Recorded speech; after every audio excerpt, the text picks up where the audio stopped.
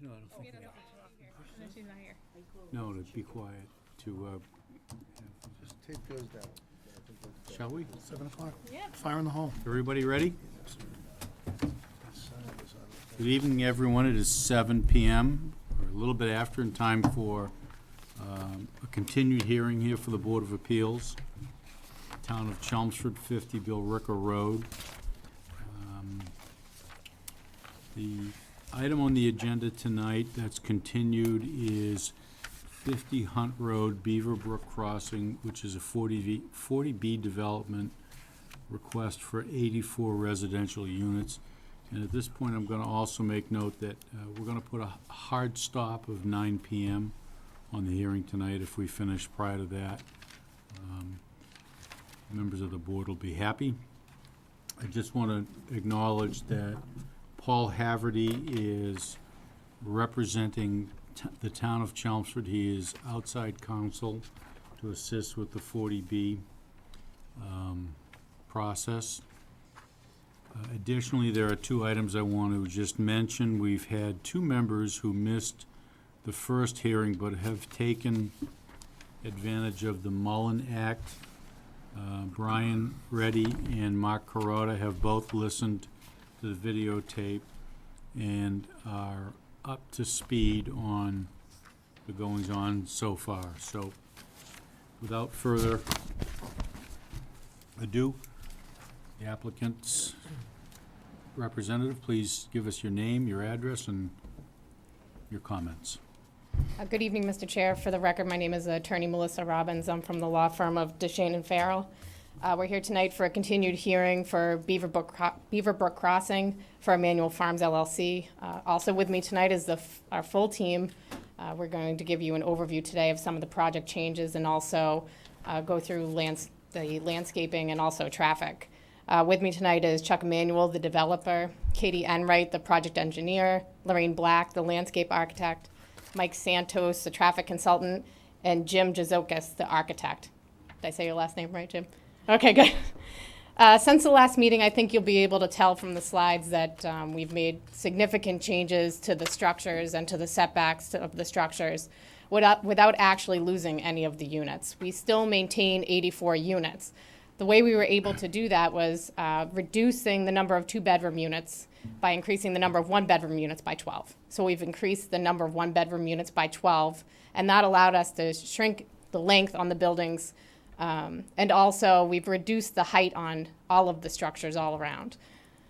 We've also made some significant changes to parking. We've had an abutters meeting since the last meeting with this board, and we are going to address some of their concerns at tonight's meeting. And we've also examined some of the neighborhood concerns, including the park, which were also police and fire concerns, and also the intersection at High Street and Hunt. So I think at this point, I'm just going to turn over to Katie to give you a fairly detailed overview of some of the civil changes that we've made since the last board meeting.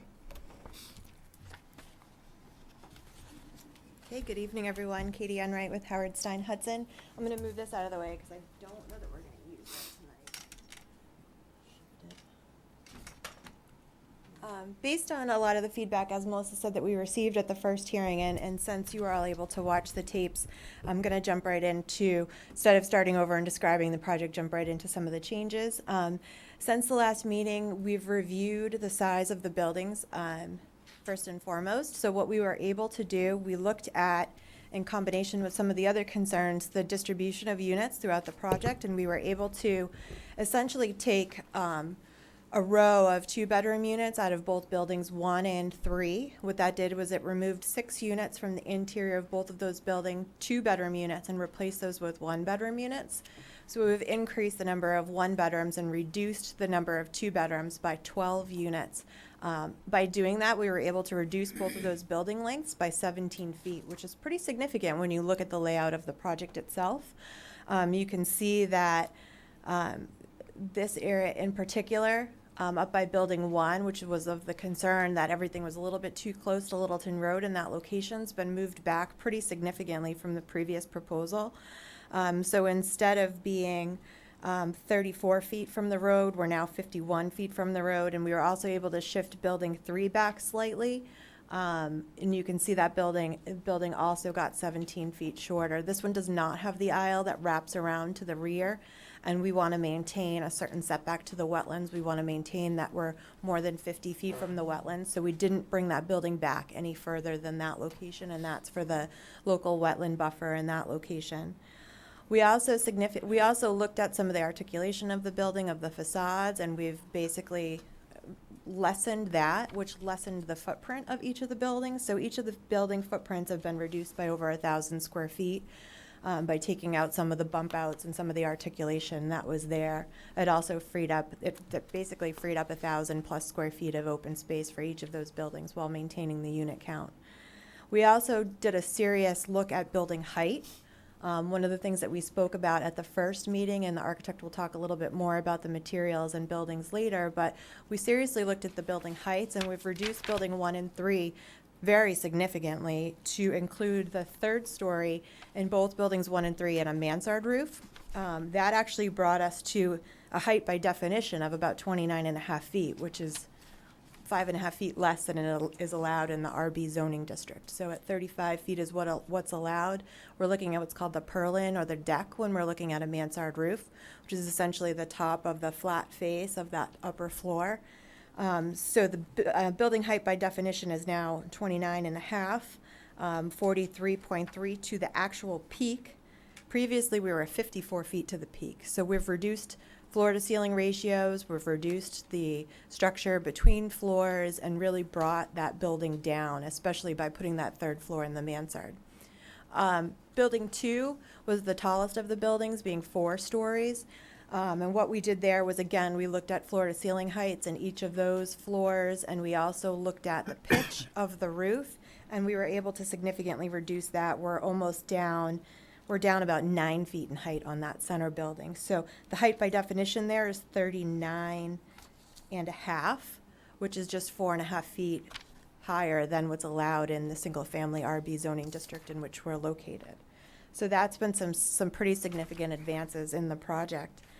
By also changing the unit count, we've reduced the idea or lessened the concern, we believe, about school children. Obviously, increasing the number of 1s and decreasing the number of 2s would decrease the worry of number of school children.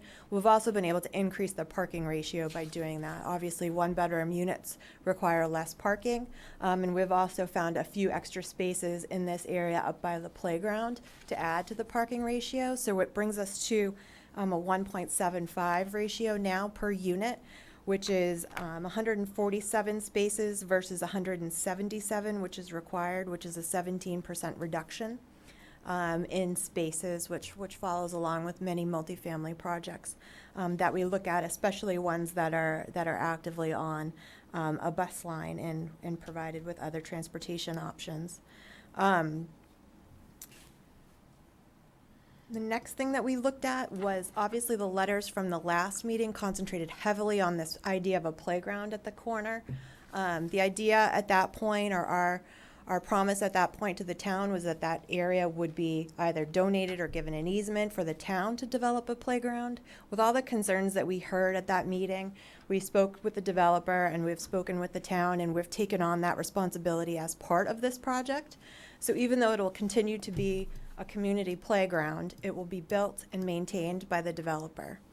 What that means is a couple of different things. We were able to substantiate the structure around that playground, which was of the greatest concern to police and fire at the last meeting, and also this board. What we were able to do is look at the safety measures around the playground and propose things to basically satisfy some of those concerns. So the playground has now been designed. That's a detail of the playground here. And we're not showing the interior structure yet. That will be chosen later. We just wanted to make sure we got the actual area and the exterior structural elements prepared. We'll be able to save some of the existing trees in that area with some sensitive grading as best we can in a few of these areas. The grade will actually come down off the road, so it's not level with Littleton or Hunt Road. It's coming down a couple of feet in elevation from the road. We're proposing a guardrail at the top of the hill there, so that would be our first line of defense. Actually, the first line of defense is there's a pretty significant amount of equipment on that corner already within the right-of-way, electric equipment, poles, et cetera. That would really be the first line of defense. Second line of defense on our property would be to have this guardrail at the top of the hill. And third line of defense would be to have the fence that faces both Littleton and Hunt Road be crash rated. So I did some research on crash rated fences. Steel, it looks like a wrought iron fence essentially on both of those sides. Is able to withstand a crash rating of 40 miles per hour. So it's specified in the rating as a K8. So the first line of defense obviously would be the guardrail. Second would be the crash rated fence. On the interior sides, we'd find a fence to match essentially what we're looking at on the outside, but it would not be crash rated. The concern of police and fire when using this type of fence was that it would be see-through and that people might get distracted on Hunt and High when they get, or Hunt and Littleton when they get to the intersection. Because I couldn't find a stockade fence that was crash rated, we've planted trees, basically a green screen at this corner from one existing tree to the other, which will allow for that corner to not be seen through. I've taken this plan and met with both Lieutenant Spence and Gary Ryan at Fire, and we have clean letters in the file tonight as far as what the safety of this playground as it's designed. Now for the record. So we've met with both of them. We've taken out, we've added in the sidewalk here, which goes to a place to store bikes so that the public can come here. They can come here via walking, they can come here via biking. Obviously, if there's parking available in the parking lot during the day when people might come with their children, they could use those parking spaces, but we're not providing public access via vehicle from Hunt or Littleton specifically for the use of this playground. So people will be able to come in and use it from the community. People could come in through the development and use it, and it'll be paid for and maintained by on-site management, which will also help, obviously, with things like vandalism and safety and time of operation. We're not planning on lighting the playground. It's a dusk to dawn type thing. So we've worked that out with both police and fire. One of the other things that we heard of was a major concern was the intersection of Hunt and High and how people like to cruise through that intersection. It's very wide open. The stop sign's kind of fallen over at an angle. The stop bar is no longer painted. It's worn off. And right now, I was standing here with your assistant DPW director, and people just drove right through it many times when we were, 3 or 4 times when we were standing there. So what we looked at was the geometry of Hunt and High, and pretty easily, quickly determined that if we cut out the whole corner of pavement, which allows them to make that turn so easily, it has plenty of room here for 2-lane traffic. It provides more of a right angle from High to Hunt, meaning somebody will have to actually physically stop and take a right. So there's no more just kind of turning the wheel to the right and keep going. There's a swath of pavement that would be taken out. There would be a new stop sign put in that would be upright and closer to the edge of pavement. We have a new walkway that comes to this corner, which would be ADA accessible, and the stop bar would be repainted.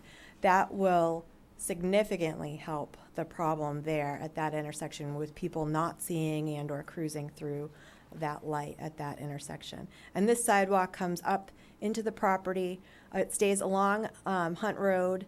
It comes up past the existing house and comes into the property and basically ends up right next to the bus stop without entering the state right-of-way. So the LRTA bus stop is right here. So we're actually providing a walkway essentially within 10, 15 feet of the LRTA bus stop, which is there, which is essentially a sign on a pole right now. That brings us to another concern we heard about the LRTA. At the last meeting, there is an active bus stop in front of this site. We sent email and had some back and forth with George Anastas, who's the Assistant General Manager at the LRTA. We sent him plans. We asked him to comment. He actually did a site walk and got back to us with some information that I can provide this board. Essentially, they're not concerned, and that if with the construction, they're not concerned with the construction affecting the LRTA bus stop and or affecting it. And they now have our contact information. If for something, anything changes, if something becomes a problem, we now have an open flow of communication with the LRTA regarding that bus stop. The other bus stop is much further down the road. It's even past Woodcrest. It's right in front of the next one past Woodcrest on the same side of the road along the wetland there. So this is the one here that we're looking to that was of concern previously. At the last meeting, we also talked about having the drainage reviewed, and your town engineer, Christina Papadopoulos, has reviewed, and there's 2 letters in the file. She provided me with an initial letter, which I was able to review with her. The revisions that you have before you tonight satisfy probably 90% of those concerns. We went back and forth a little bit more. There's a minor handful of little tweaks to the drainage design that we need to make to satisfy the engineering department, and you should have both of those letters. I believe the second letter came in today. I met with her on Monday to go over all of the revisions to make sure she was satisfied. So there's a few minor outstanding items there. We did have a meeting with the abutters on Monday.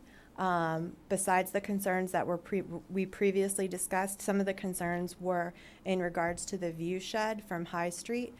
And later in the presentation, we'll talk a little bit more about that. I've provided some pictures later in the presentation of the view currently from High Street into the subject site. And we can talk about how some of those concerns may be remedied as far as the concern of seeing these buildings from High Street. At this point, I'm going to turn it over to traffic. Mike Santos from Howard Stein Hudson tonight is here, and he's the one that conducted the traffic study, so he will walk you through these few slides. Yeah, my name's Michael Santos. I'm with Howard Stein Hudson. I'm just going to briefly go over the traffic impact and access study that we submitted. I believe it was last Friday, June 9th. So this slide shows the site in relation to Littleton Road, Hunt Road, and High Street, and it also shows the study area intersections that we looked at. So we looked at the intersection of Littleton Road and Hunt Road, which is a signalized intersection, and we also looked at the intersection of Hunt Road and High Street, which Katie just described. It's an unsignalized intersection. So we did some traffic counts at both locations during the morning and evening peak hours from 7 a.m. to 9 a.m. and then again from 4 p.m. to 6 p.m. We also collected a 48-hour traffic count on Littleton Road, which collects the traffic volume throughout the course of 2 full days, so we get an understanding of the traffic patterns in the area. Currently, Littleton Road carries approximately 12,000 vehicles per day on an average weekday. We did these counts in early May, so school was in session. It's a pretty typical day for traffic. During the peak hours, Littleton Road carries about 850 vehicles during the morning, and then about 930 vehicles during the evening, and that's in both directions. The counts also collected speed data. So the average speeds on Littleton Road were measured to be between 35 and 37 miles per hour. 85th percentile speeds were approximately 40 miles per hour, and that's the speed which 85% of the people will travel at or below. We also looked at crash data to see if there are any safety issues in the study area. We looked at MassDOT provided crash data for the past 5 years for which data was available, so that's 2010, 2014.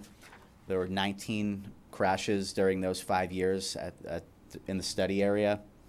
When compared to what you would typically see for signalized and unsignalized intersections, it's much less than what you'd see across the state. Most of the crashes were rear-end crashes, kind of minor fender benders, so nothing too serious happening out here in terms of safety issues resulting in crashes. We also looked at sight distance at the site driveway, which is, I believe it's right opposite one of these driveways right here. Littleton Road, as you can see, it's pretty straight and flat, so there's plenty of sight distance for vehicles exiting the driveway and for vehicles traveling along Littleton Road to see a vehicle exiting the driveway. So there's plenty of sight distance out there for our driveway to exit. The traffic study, we also looked at a future conditions analysis, which includes growing traffic volumes over 7 years. We looked at the the Northern Middlesex County Council of Government. They provide a traffic count program. They actually have counts on Littleton Road that indicate it's seeing about 1.5% per year annual growth rate. So we took that, we applied that over 7 years and grew the existing volumes. We also looked to see if there were any other projects in the area. We added traffic volumes from Chelmsford Woods Phase 2 project. So all of these, specific projects were, the volumes from the specific projects were included, and the annual growth rate to build the future traffic volumes. Then we run trip generation for the site, which estimates how many trips are going to be going in and out of the site throughout the course of the day and during the commuter peak hours, the morning and the evening. So based on the data that we have, this site's going to generate approximately 550 trips per day. That's compared to the 12,000 trips per day that you're already seeing on Littleton Road. So I think it comes out to around maybe about 4% of the existing traffic volumes. During the morning, you're seeing approximately 40 vehicles per hour, and during the evening, it's approximately 50 vehicles per hour. So we take those trips and then we distribute them throughout the the roadway network. That's based on U.S. Census Journey to Work data. That's people living in Chelmsford, where are they going to work? So all of that data is available from the U.S. Census. So we distributed the trips based on that. And then what we do is we do a traffic operations analysis at the two locations using typical traffic engineering software. Currently, there are no real operational issues at either location. There's plenty of capacity. Right now, we're not seeing much delay or queuing. Generally, the queues can clear out through one traffic signal cycle. Our project is not going to contribute to any significant increase in delay or queues. So, without doing anything out there, the signal and the unsignalized intersection at Hunt Road and High Street will be able to handle, our little increase in traffic. And as Katie had mentioned, we are proposing to improve, do some improvements, geometric improvements at Hunt Road and High Street. And we're also looking into, right now there's some visibility issues at the Bruce Freeman Rail Trail crossing on High Street. So we're looking into seeing if we can do anything out there to sort of improve the visibility. Right now it's just there are two white lines and some signs that aren't at the crossing. So I think we'll be working with the town to see what we can do out there to make that a little bit more visible. So all of that's included in the traffic study. I think there's probably a few more things in there that I didn't cover tonight, but I mean, that's about it. We're having a very, very minor impact here. There's plenty of capacity out there. There's good sight distance. There are no real safety issues. So, we think that this project can be built as is, without having to do any, significant roadway work or transportation infrastructure work. Thanks. All right, and next I'm going to turn it over to Jim Jazokas, who's just going to bring you through some of the architecture and some of the changes. I have, Fences that go higher than 40 for crash rating. and then the views, okay? Crash Thank you. ratings higher than 40 for Good evening, Mr. Chairman, members of the board. Jim Jazokas, project architect with Jazokas Architecture Incorporated. Basically, we reduced the buildings. Originally, we had it designed with comfortable 10-foot ceilings. We brought those right down to between 8 and 9-foot ceilings. The floor-to-ceiling ratios and the pitch of the top of the mansard kind of lowered those right down. And we also kind of streamlined the design of the exterior, still keeping the look of the in and outs with the patios and everything, but basically giving it a much smaller, tighter feel. The exterior, let me just get to the better views. The exterior, we're still looking at majority of the exterior being vinyl sided with the AZAC or PVC trim. The base, we're looking at stone veneer, and the asphalt shingles for the roof. And so basically, that's it. If I have any other questions, I'm happy to address them. Thank you, sir.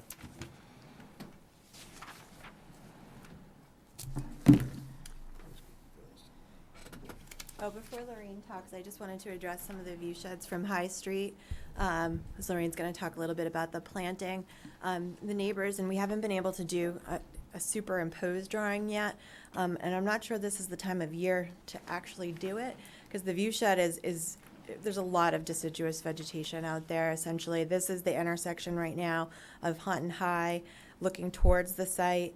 The existing house is behind this piece of vegetation here, the existing one that's going to stay. This is the view shed as you go out into the intersection, so you can see the existing historic structure that's going to stay, and the development's actually back here. Behind that, there's actually a garage associated with the house here, and then the development is past that location. As you walk down, this is at 186 High Street. So as you can see, it's really hard to see past a lot of the lower vegetation and the upper vegetation. This is the barn that exists. You can start to see a little bit through here. This is pretty much the largest view shed is at this house across from 182. This is looking towards the subject site.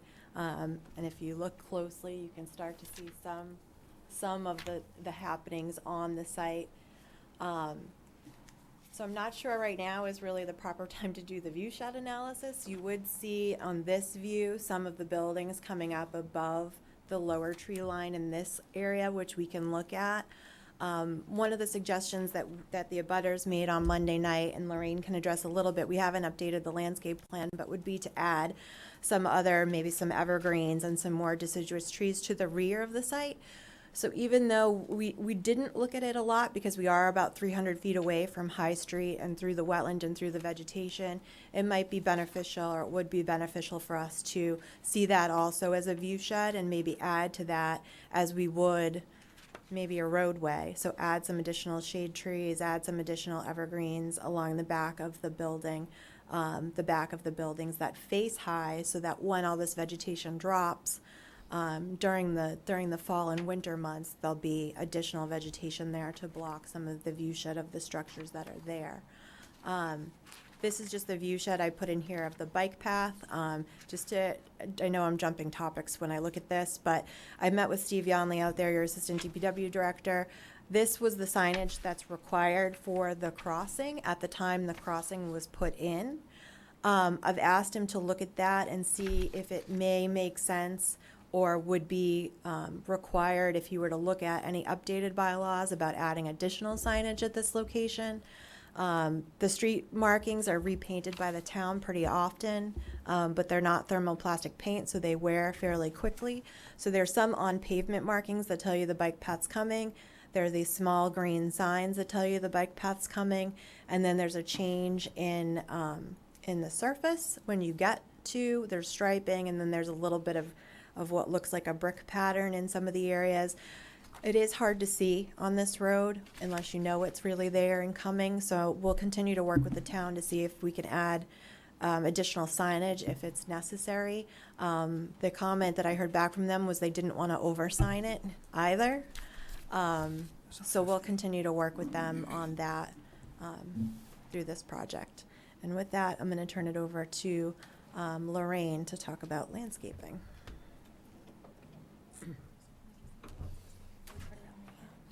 Conservation stuff in there. Okay.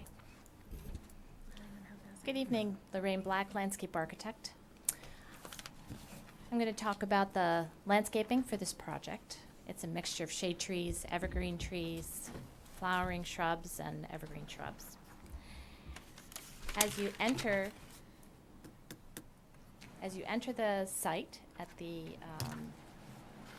right at the entrance as you come in, on either side there are linden trees that give you a sense of arrival. Your focal point is straight through to this planting bed that has a flowering viburnum tree, which is shrub rather, which is quite large and flowers in June, and is just a beautiful specimen. As you see, we have quite a few shade trees along the street itself, and in fact, we have about 30 shade trees within the whole project. Within the interior of the parking, these trees are mostly honey locust, chosen because they are more tolerant of a drier condition, and they have a lighter shade, lighter leaves. We also have evergreens on the ends for some screening.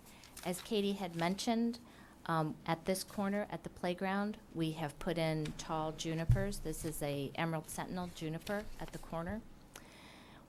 Also within the mix are some fir trees. The shade trees are a mixture of red maples along the roadway and along the periphery closer to the wetlands where they'll be more adaptable to the wetter soils. Also, again, another mixture of some lindens. The plants themselves, let me just go back. In this area right through here is a section of wetland replication. This is a detail of that. This is, again, a mixture of native plant materials, all tolerant of wet soils, things like winterberry, etc. And this will also provide additional screening on that side of the project. This particular slide shows you the full plant palette. Again, here's the viburnum that I mentioned, which is the focal point as you come into the project. There are also the white firs, inkberries, which is an evergreen shrub that's shown around the buildings themselves, as well as these blueberry delight junipers. Again, they are a lower evergreen for around the buildings. The honey locust that I mentioned within the parking area. This particular hydrangea is quick fire. Again, the blooms would be different than the viburnums, so we'd have a series of bloom. We also have a red twig dogwood as an interest through the winter. When the leaves are, it does get a white flower, but really its time to shine is in the winter time, when everything is kind of gray and brown, and all of a sudden you have these red twigs, which is really a nice addition to the landscape. I've also included some river birch throughout the project, nice multi-stemmed, the red maples, some white spruce, and again the linden. And as you notice, that the very triangular pattern of the lindens give a nice formal look to, especially coming into the entrance. This is the description of the plantings for the wetland replication. The winterberries I had mentioned, buttonbush, some swamp azaleas, gray dogwood, some of the summer sweets, and then for some of the larger plantings are the serviceberries or the amelanchiers, and then also the red maples.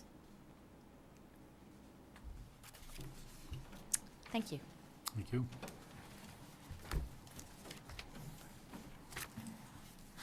And just lastly, before we start taking questions, we did want to wait to submit to conservation until we had this first iteration of the plans, and we had seen you first. So that's been, the entire project has been submitted to the Conservation Commission and will be seen at their first meeting in July. Okay. And with that, we're ready for questions. All right, I see my fellow board members are scribbling furiously. Who wants to start? Did you want to read any letters now or later? No, Mark, why don't you have any questions? Yeah, I mean, I have questions just going into the plantings, seeing as we just ended that. I'm having trouble, just like what you said earlier, Katie, as far as how it's going to look in the winter versus the summer. And I'm trying to visualize some of these around here and how that's going to provide any kind of screen, if you will, for the folks back in the High Street area and so forth.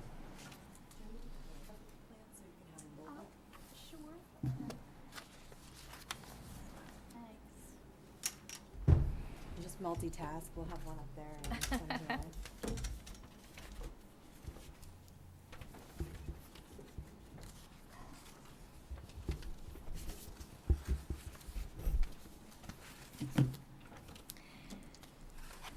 just take you around the drawing itself, just to highlight the evergreens. As I said, these are the junipers that are the tall emerald sentinel junipers at that corner. The plants that are at this corner, or at this side of the buildings, are the firs.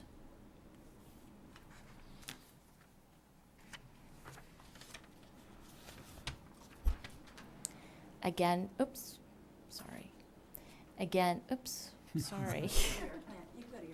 Here we go. And on this side are also some more fir trees there. Sorry, I've just got big thumbs or something. We have spruce on this side. Again, along the street, these are shade trees. So, those will also be, give a great screening once they get larger. These are the lindens and the red maples, and more lindens Right, they'll on be this good in side. the summer. They'll be good, right, for half the year, Yeah, right. not in the winter. Well, that's really my question, not to go back through a full description. Of When I see course. this, it appears that a lot of these aren't gonna be providing a lot of screening, et cetera, in the winter. And with the size of these buildings and the way they're sitting and the fact there's a neighborhood right behind it, I'm just curious how that's gonna look for them. Okay, well, we can take a look at that in regards to that comment. I keep going. Sure. Floor is yours. The sidewalks leading, I think there's one, I saw that there's one that comes down here to High Street, but there isn't one that goes down along there, because I'm wondering about the amount of people that will be in there that will now be trying to take their bikes out of their bike spots here and go down or up the road to get on there. Has there been any thought about a sidewalk? Is there space for it? Pathway, access point, or anything? Right. them? We can't, so we have a significant wetland and brook behind the Right. project, so there's no getting to here. So coming up from the corner of Hunt and High, there's a culvert and a guardrail right up against the road in this general area here where the water goes right from one side to the other. On this side of the road, there's utility poles the entire length. And this side of the road, you can see there's a couple of houses that get really, really close to the road that are old. So I did walk it with the assistant DPW director. There's no survey for that area. As far as what's there, it's questionable as to whether or not we could fit one in. And also, obviously, there's significant parts of Chelmsford that are still on sidewalks. So we were trying to get people off, kind of from the project site, off the main road, and into the side here. Yeah, I'm just thinking Yep. about the amount of people that are gonna be there, and they're certainly gonna be close to that, so that's gonna be an attractive part of living there, and so you're gonna drive traffic up that way, so I'm wondering how you're gonna deal with that. Another question on the bus stop, and I understand you've spoken to the LRTA, and that's great. What I'm curious about is where the folks that typically use that now, where they come from. And to one of the folks that live in the area's point at the last meeting, is they're gonna need to be able to get to it, not just the fact that it's not going away. I know there was a concern about that.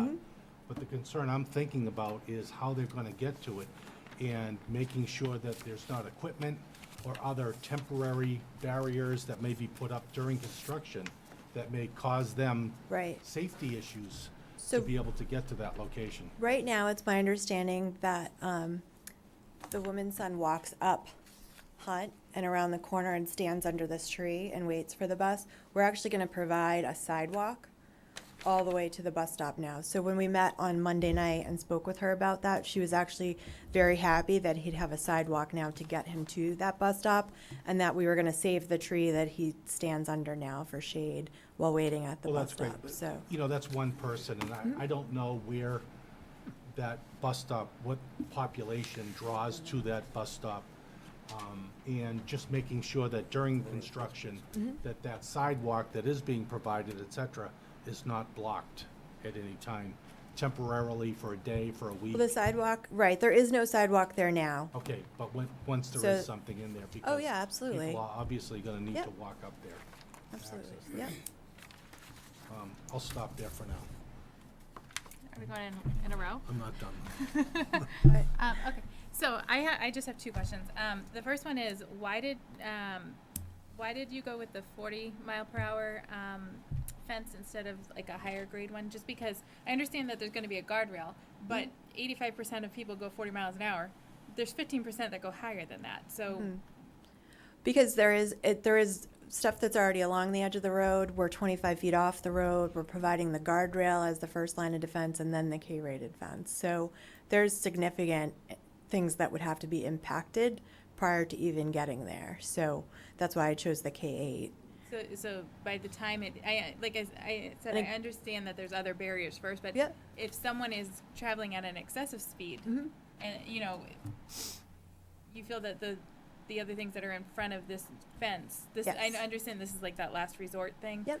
But you feel that the numbers crunch down to that's sufficient? Yeah, and police and fire also agree that life safety has been met by this plan. Okay. So. The other question is all about the playground today. Mhm. The other question I have is, you had mentioned that it wasn't gonna be lighted and that you were gonna do a dusk to dawn, and that was in part for safety, that you wouldn't have people there at night. Just because it's not lighted doesn't mean you aren't gonna have people there. We have an on-site manager though also that can patrol that. That's gonna be And 24/7. right, that'll be 24/7, and the parking lot itself will be lit. Okay. And obviously the intersection itself is lit, so we're just not specifically lighting the playground equipment. Okay, And again, it would be policed by, we have on-site management that will be here, okay, so. okay. I'm good for now. Good for now? Two per person. Okay. Bud, I only get two? take that For now, as that's all right. guidance. I was gonna say, I've got a few more. It's not dogma. The architecturals on the buildings, one set actually shows the height of the roof for buildings 1 and, I guess it's 1 and 2, the short ones. Mhm. And it shows it at 28.5 feet. Is that what you're calling now, the roof? I'm saying 29 and a half because of the foot, 29 and a half. because the foot between, you're supposed to do for mean average grade around the building, so I'm assuming that there'll be a foot between the first floor and the grade. So you're using 29.5 feet. And you're calling the mean pitch line actually the No, for- first break in the roof. No, for a mansard roof, it's actually what's called the deck or the purlin, which is that location of basically the top of the mansard portion of the roof per the definition of the bylaw. Okay. And then for the taller building, that's not shown, you don't have a drawing showing that. It doesn't, it's not articulated up the side what the different elevations are. And so was that 39.6? That was, yes, 39.6, 39.6, and again, you're using the break in the roof as the, correct. Yes, by definition, it's this line here, that's the height of the roof. yeah. Okay, the other one I had was traffic. I noticed that the trips that were calculated from this was, I think, in the 500s. I was just wondering how they For the got. day, right. Per day, yeah. I was just wondering how they got to that. Sure. There's 84 units. If everyone had 2 cars and they left twice, it'd be 336. I was just wondering how they get to 558. The trip generation is based on actual empirical data. So there's the Institute of Transportation Engineers. They collected data over the past few decades, Yep. up to today, and they have this huge database of what apartment buildings generate, and so that's just kind of a blended average rate for apartment buildings. And it's pretty accurate. Usually, apartments, when we go out and we kind of verify if it's accurate, it's pretty close. So it's based on empirical data. And that's using 84 units? Yes.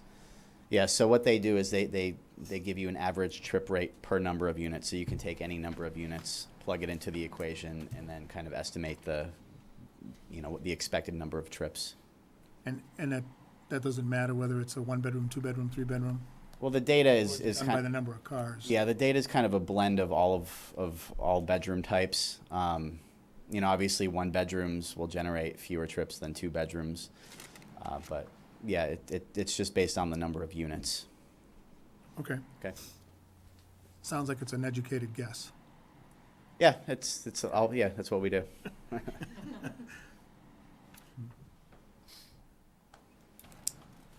That's it, those are my two. Right?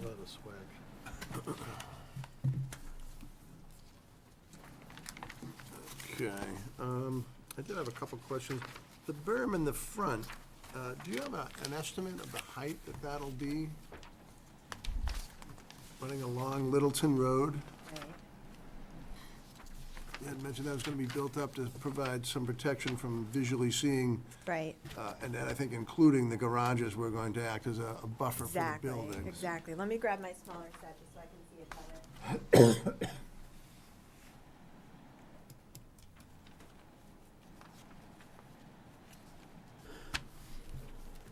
So Steve, it's 3 feet.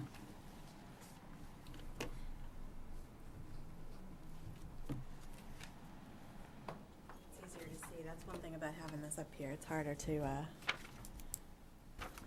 dig down into details. So yes, the idea was that, and to Mark's point earlier, part of the screening is going to be done by an earthen berm. So the reason that we were doing the garages in the front and putting the backs towards the street was to actually help screen. So what we were looking at doing is building up a berm to the back of those garages and planting on and around those berms.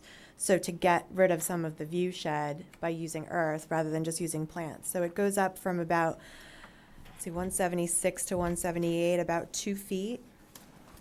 2 to 3 feet in both of those locations. This is on 177 either to side of the 179. entrance? Is that Right, correct? on either side of the entrance. So the earth will go up approximately 2 feet, and then the plantings will be on top and around that. So basically, the garages act as kind of, the berm, the Will go up to the plants and the back of the garage. garages, right, act as kind of the first line of defense for the view shed along Littleton Road. So, with that going on, you have the sidewalk on top of those berms? No, the sidewalk kind of goes between the road and in front of those berms. So the berm is on the interior of the site from the sidewalk, so that the sidewalk's able to meander on our site. So The basically, deeds- it goes I'm looking at road, the overall site plan. Can Yeah. you maybe pull that up on the bigger screen? right, so it goes road, green space, Yeah. sidewalk, berm. So the sidewalk is at the top of that 24-inch berm? No, it's Yeah. at the bottom of the other side. So that'll be ADA compliant, the sidewalk Exactly, proper? Okay, exactly, okay. yep. So the sidewalk will be, right, adjacent and complementary to the road, and then the grade will come up between there and the garage. Okay. And then as you enter, are these traffic calming details at the entryway and perpendicular to that there and then around the corner at the playground? These are crosswalks, so we're. Just paint- crosswalk, they won't Yep. be lifted. No, so there's enough turns, and there's not a lot of straight, aisles in this area, so we You're don't not worried expect about the speed in the speeds. parking lot being a Right, factor. so what we're doing is we're providing the proper connections, between the exterior walkways, the playground, the exterior walking loop, and the front entries of each of the buildings, so that people can get to and from their cars. Okay, and you had mentioned 1.75 was the number for the parking spots. Correct. Did you allow any for the playground?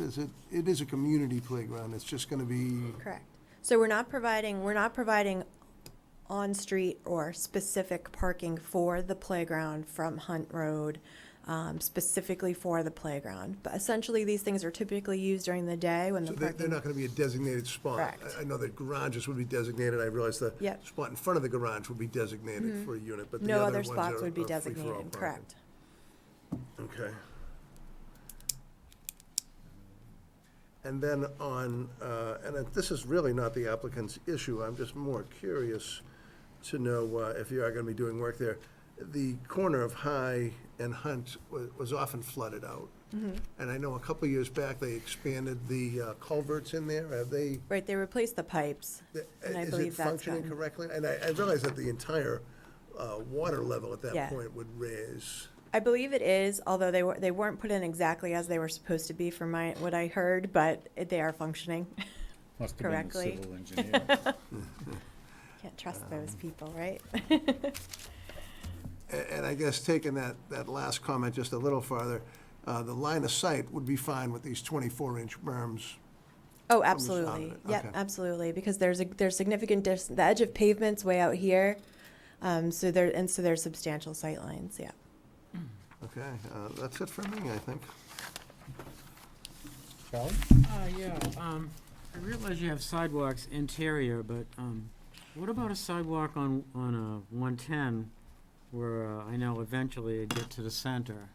Do you ever think about that? So DOT does not like the sidewalks to be built inside their layout from the last couple of projects I've done along Littleton Road. So they told me no way when we did 241 Littleton. They said, keep it on your own site. So what we were trying to do is we're providing basically the non-wetland frontage within our site with sidewalks that could be used by the public without putting it right up against the right-of-way. So it brings you basically all the way within about 30 feet of the wetland on that side. And then this side of the road is pretty substantially wetland for a while, like a good long ways past Woodcrest and down the Great place road. for a So, sidewalk. so Okay, and I guess the other thing, I said it last time, and I think Bud alluded to it too, if we could drop building 2 1 story down, we'd take off, 8 units, right? It's 3, right? It's building 3 is the big one? building 2 is No, the middle building two. building. Oh, it is. Building 2 is 4. Building two is the 36 If we lower it units. to 3, we took off a few units there, so I'd just like to see less units. Okay. That would take us to That's 78, just number slide number 76. three. Yeah. See the height down. Stephen? Yeah, 76 units. these guys took a lot of my questions. Oh, we do. I should have gone first instead of last. Yeah, So, maybe it is. one question about the That's confusing. parking on the left side, Mhm. next to the playground, which you kind of said it would be okay for people to use for the playground during the day. Is there any way that people would know that? Like, No, 76 so they would units. just have to go and it's figure it out and, yep, it's a community area. Yes, people would have to figure it out. I think you'd feel like you're trespassing going through somebody's Mhm. complex and their building and, Or, I mean, it's meant for people who are local also, so walking and biking would be anticipated. It would be, Like a dike bridge kind of thing. okay, and then with the traffic study, you mentioned there were 19 crashes in the last 5 years, most of which were minor. What was the other end of the spectrum? How many major, besides the fender benders, were there any major issues? No, there were no fatalities. What we saw is mostly rear ends, mostly property damage only. The data that we have is just from Mass DOT. There were a few that had some personal injuries. But the majority of them were just property damage only. In those reports, is there any information about the speed of, We don't. They don't get into that level of detail. okay, We'd have to actually contact the police department to get the actual crash records to get into that level of detail. okay. Nancy? Before you sit down, I have a traffic question. So was anything assessed about people like on Littleton Road slowing down to turn in and how that would affect traffic because everyone has to slow down and then that could back up through the light potentially? Well, there's not going to be a lot of vehicles turning right in there at once. It's kind of a low traffic generator. Just typical of any driveway that you'd see on Littleton Road. I think most likely people would be able to kind of pull over, and if they'd be able to pull in quickly enough as to not block the traffic. It's not going to be a huge queue of traffic turning right into the site, Okay. so that we don't have any issues with that. Okay. not to interrupt your question, but since we're on it, how tight of a turn is that to take a right? Like, are you going to be able to kind of ease into it, or is it kind of like you have to do a pretty good stop to take a right? Like, how wide is that traffic? That, I don't know what the radius is. So it's a 25-foot radius into the site, so it's basically been designed for the ladder truck to be able to pull in and out of the site. So it's pretty substantial. I mean, you definitely have to slow down and merge in, but take it on two it's a wheels, 24 it's a 24 with driveway with two 25-foot radiuses on both sides. So the opening there is, 24 plus 50. So it's a pretty wide opening. Okay, so even if you have another car that's exiting, you're not going to have. No it's not gonna way, be kind of yeah. like a tight No, thing. it's pretty substantial. Okay, thank you. Sorry. I want to hijack to the question. You mentioned cars turning right to come in. What about cars turning left? So people going that way that have to wait for the break-in traffic going, they're turning across traffic to get in. Is that gonna? Yeah, it's just a typical left turn across traffic. I mean, there you have to wait for the available gap, from the opposing vehicles. Again, it's going to be such a low volume of vehicles turning left that it's probably going to be one left turner every few minutes.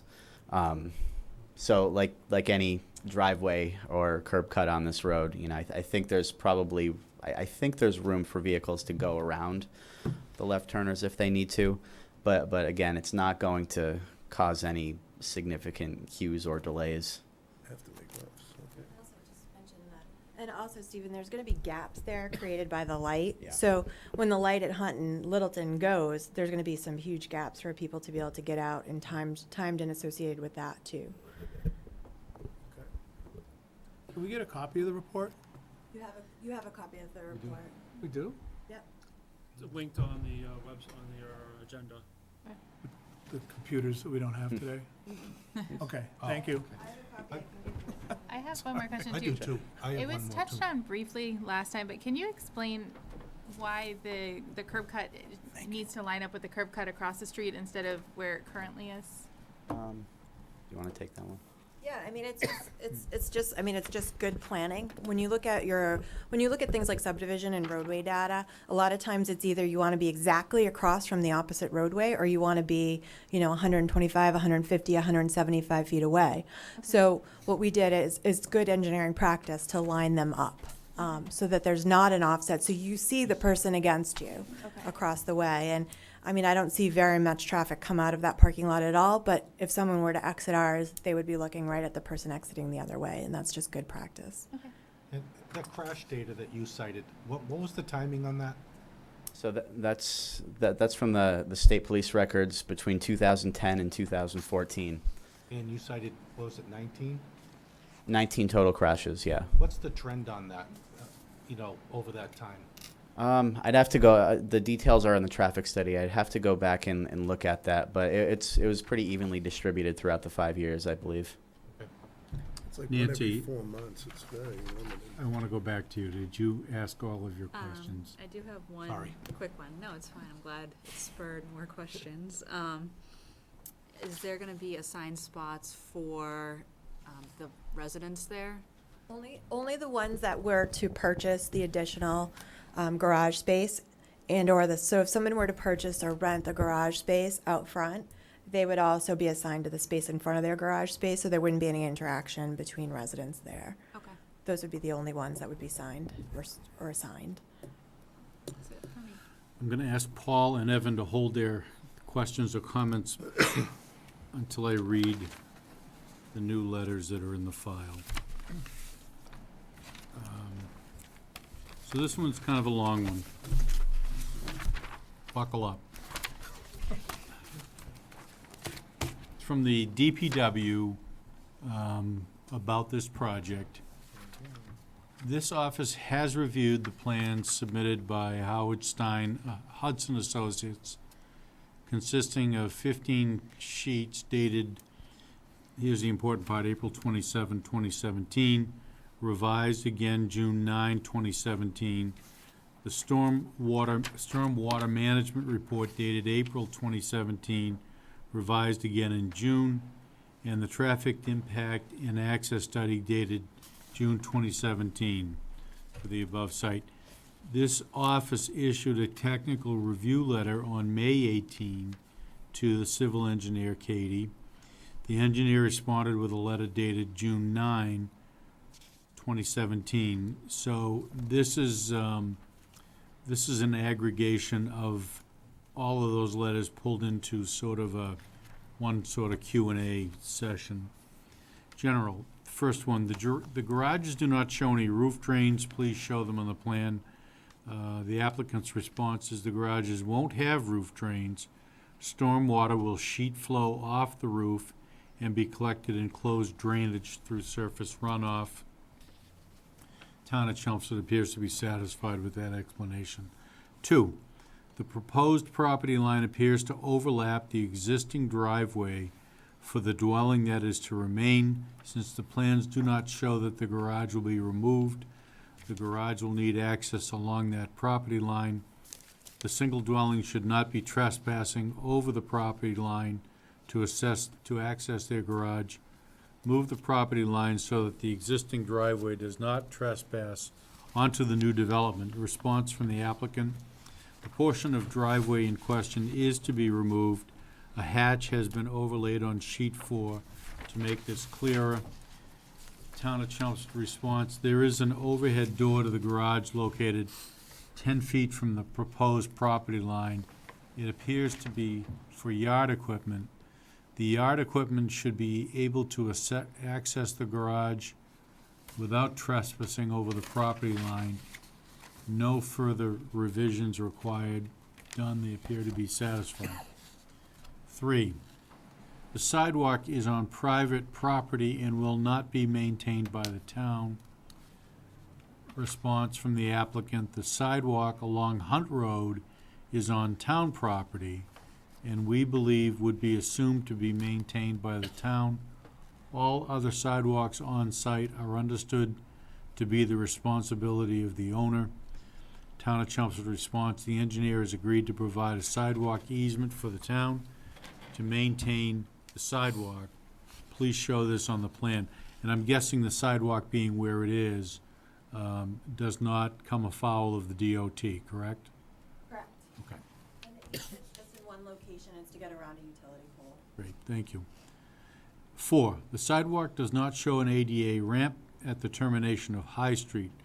Please show the ADA ramp with a tactile warning panel.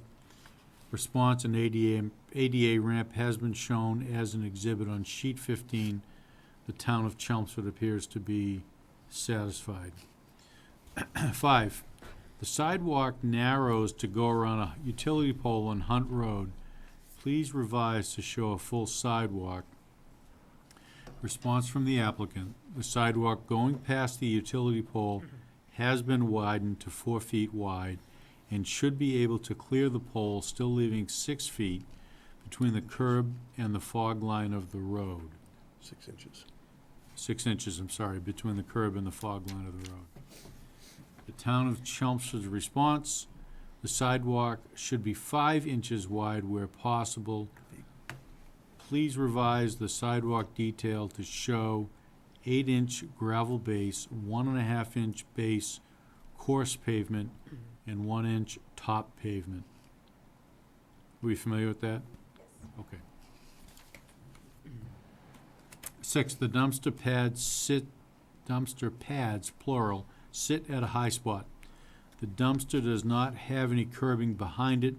Please pitch the dumpster pad away from the wetland or add curbing to keep any dumpster runoff from running to the wetland. Response from the applicant: the dumpster pads will be graded so that the pitch in towards the parking lot away from the wetland.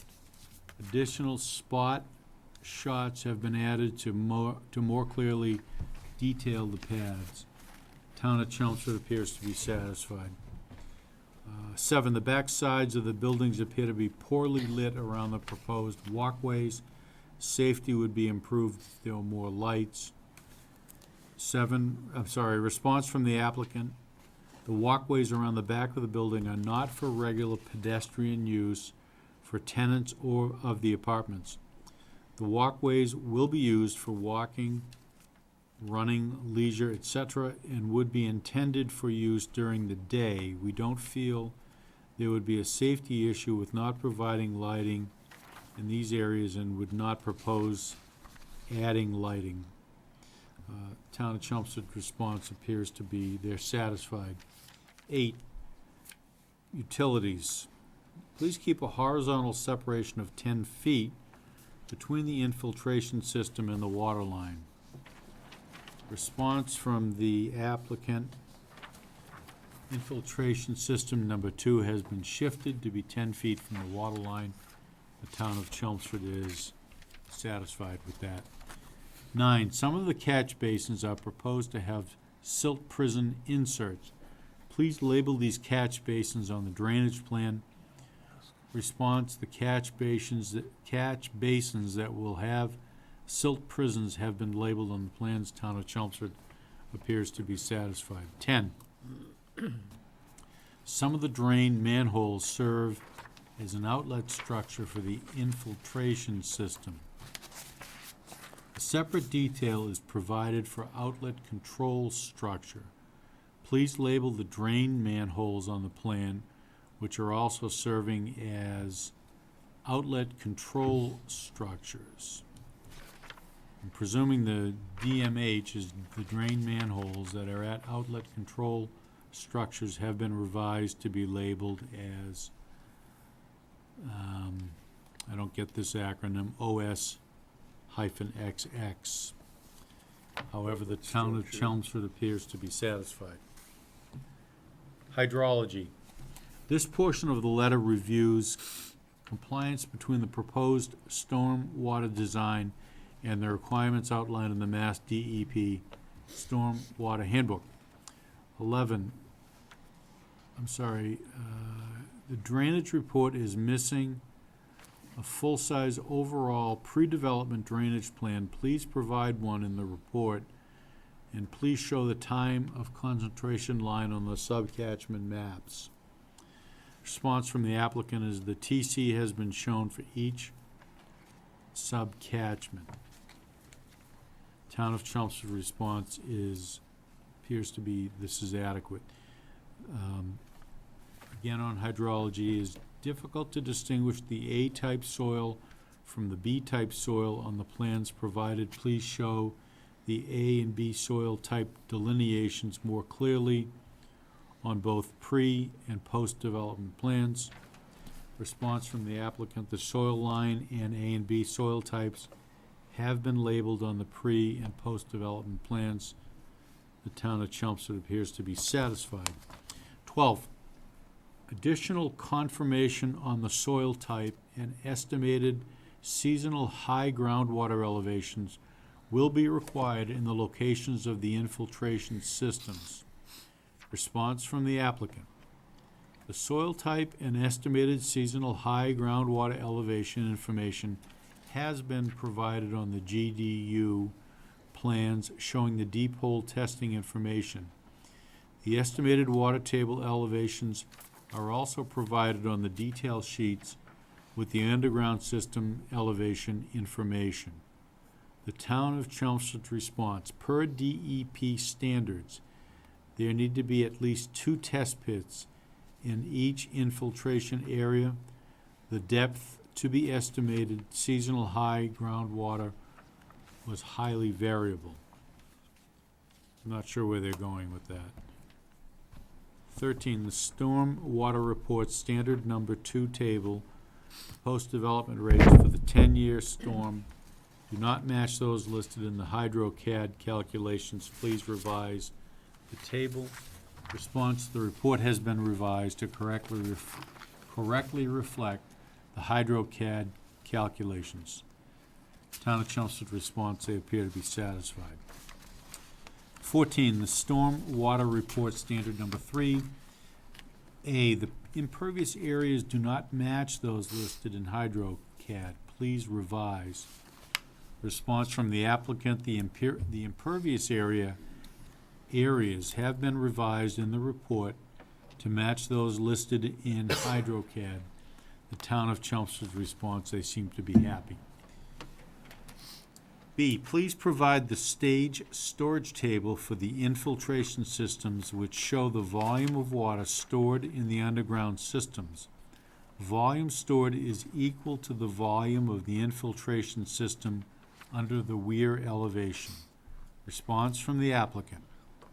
Stage storage tables have been provided after page 4 in the storm water report for each system. Town of Chelmsford appears to be satisfied. 15, in HydroCAD, the drain pipe from node 3P should be revised to match the plan. Plan invert out equals 168.90. Report invert out equals 168.50. Please revise. Response from the applicant. The HydroCAD model node 3P has been revised to correctly match the plan invert of 168.90. Town of Chelmsford appears to be satisfied. 16, HydroCAD comments. If you route the system, dynamic storage, some of the warnings may go away.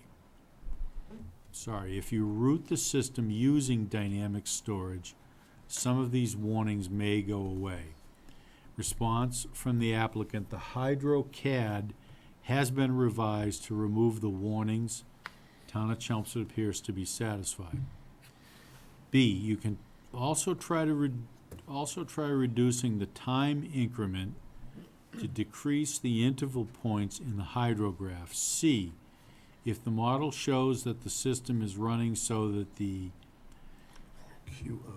Q out, Q in, the system needs to be adjusted. Response, the systems have been adjusted appropriately. Town of Chelmsford response is they're satisfied. D, please make some adjustments and see how it works. Response, adjustments have been made and the program is operating correctly. Town of Chelmsford appears to be satisfied. 17, post-development HydroCAD calculations. Please revise the minimum TC to be 6 minutes. Response, the TC minimum has been revised to 6 minutes. Town of Chelmsford response is they appear to be satisfied. B, please revise the model for area S13. The area of grass cover appears too high. Response from the applicant, the grass area in subcatchment 13 has been revised. Town of Chelmsford appears to be satisfied. 18, infiltration systems are modeled to have compound outlets.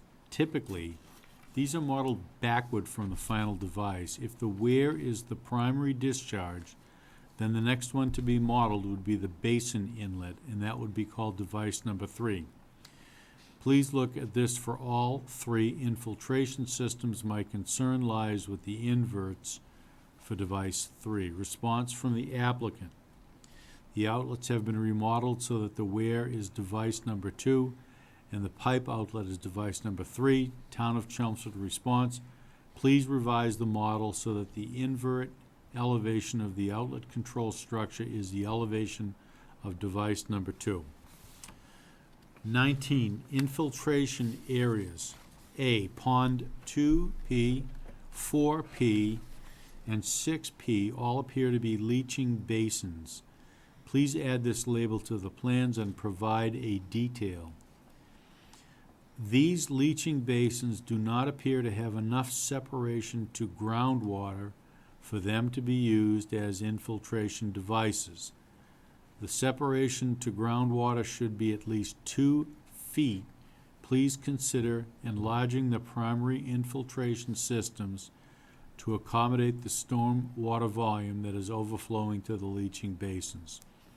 Response from the applicant. These are not intended to be for storage or infiltration. Storm water will discharge from the system to this structure, and stormwater will bubble out of the catch basin rim and discharge to the wetland. This will allow the discharge to exit slowly and not cause erosion.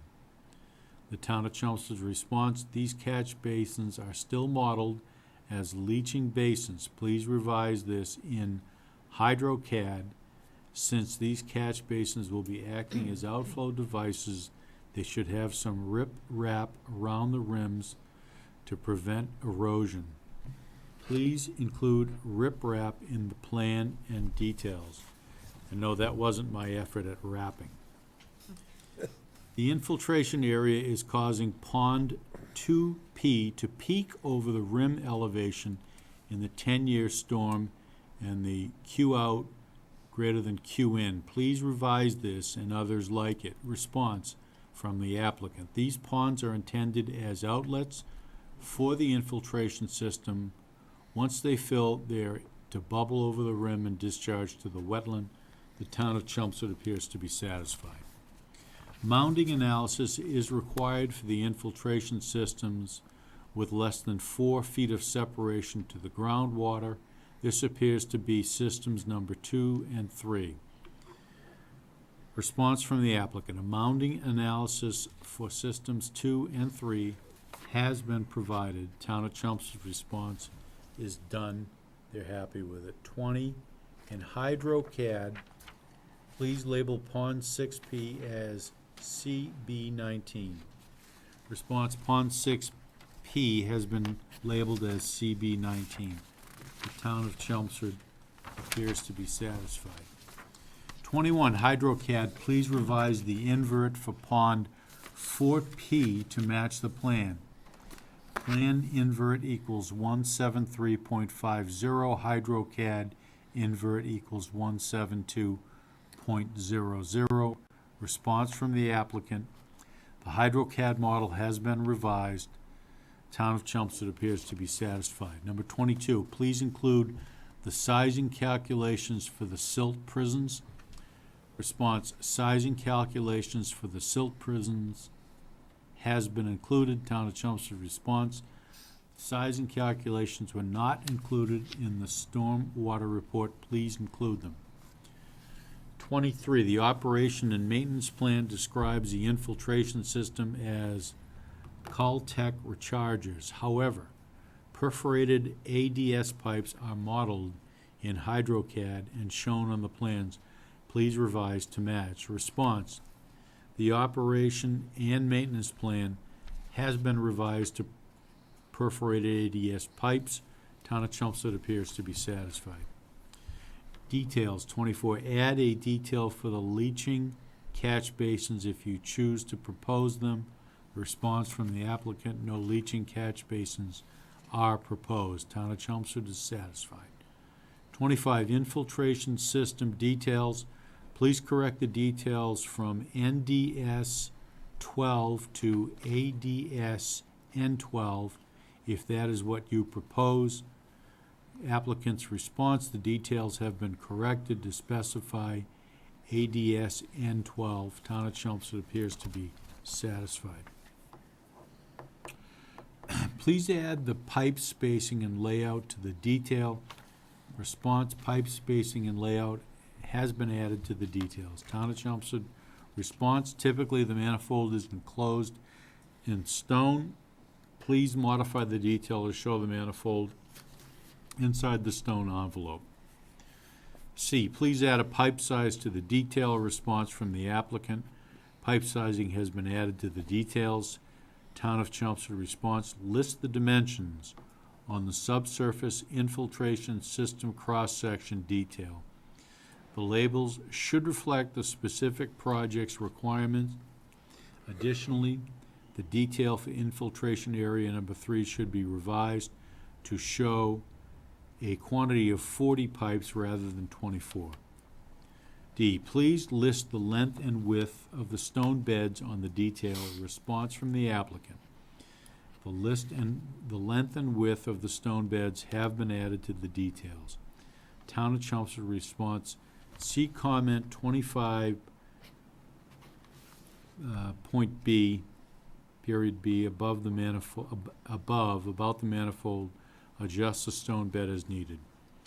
E, are there any inspection posts? If so, please show them on the detail. Ports. Response, inspection ports have been shown on the details as well as inspection posts. Town of Chelmsford response, details are not clear. The items listed in the details include inspection ports, riser, and cleanout. Please clarify the locations for all of these items in the detail, including materials and installation. Riser and cleanout detail in the section view shows a frame and grate by others. Please revise it to be a frame and cover by others. No comment from the Town of Chelmsford. Additional comments, the existing sewer layer has been turned off on the grading, drainage and utilities plan. Please show the existing sewer utilities. Please revise these items and submit the revised plans and stormwater calculations to this office for review. This office reserves the right to make additional comments as necessary. If you have any questions, please contact the office. Sincerely, Christina Papadopoulos, Town Engineer. And as fascinating as that was, it has come to a conclusion. I have another letter, but it's Shorter? short but sweet. This one is from the Chelmsford Housing Advisory Board. Dear members of the B of A, on November 29, 2016, a proposal for an affordable housing project at 50 Hunt Road was presented to the Housing Advisory Board.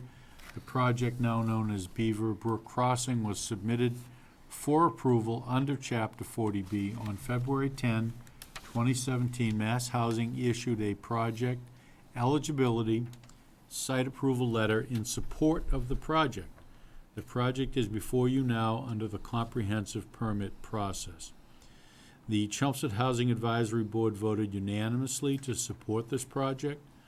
The Housing Advisory Board charter calls on us to assess proposed housing developments for conformity with the goals and strategies of the town's housing production plan. In particular, we support this project for the following reasons. The property is identified as a priority site in the housing production plan. It was a priority site in the 2011 Chelmsford Affordable Housing Plan, which was the housing plan in force in November.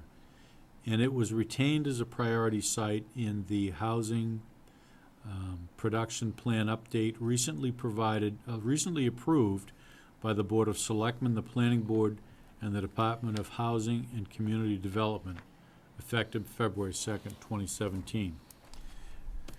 2, the proposed project will provide rental units which the housing production plan indicates is the preferred housing type because that is where the most need exists, and all units will count toward the subsidized housing inventory. The proposal matches one of the key strategies of the housing production plan, redevelopment of existing properties. The property did well relative to the evaluation criteria applied in the housing production plan, including access to amenities. However, the Housing Advisory Board echoes Mass Housing, which in the eligibility approval letter encouraged the developer to incorporate improved pedestrian connections. In summary, the Housing Advisory Board supports this project. It meets the Town of Chelmsford's affordable housing goals in that, if approved as submitted, it will provide the town with a 1-year certification, aka safe harbor. It will bring us significantly closer to Chapter 40B certification, and it provided much-needed affordable rental units. It's submitted by the Housing Advisory Board, signed by John Edward, Deb Taverna, and Monica Gregoire. I'm going to have a comment about this after I finish the remaining 2 letters. So, from Special Services Division of the Chelmsford Police Department, commentary on the application for a comprehensive permit under Massachusetts General Law, Chapter 40B for 50 Hunt Road, Emmanuel Farms LLC, consisting of a total of 84 units and 2 3-story buildings with 24 units and 1 4-story building with 36 units and associated site improvements. Dear members of the board, The Division of Special Services has reviewed the application for a comprehensive permit under Massachusetts General Law, Chapter 40B, for 50 Hunt Road from the Town of Chelmsford Board of Appeals. We have had several discussions with Howard Stein Hudson, civil engineer Katie Enright. The new plan for the playground, which includes fortifying the area with a guardrail, K-8 crash-rated fencing, grade changes, and the installation of bushes adequately addresses our concerns detailed in my May 10, 2017 letter. The Chelmsford Police Department does not have any issue with the project moving forward based on these improvements. If you have any questions or concerns, please let me know. The fire department is uncharacteristically brief. Members of the board, I have met with Howard Stein Hudson, senior civil engineer Katie Enright, to review the playground's life safety plan as currently designed. I approve of the life safety measures that have been incorporated into the plan, and I ask the board to make this letter a part of their approval process. Respectfully, Gary Ryan, Fire Chief.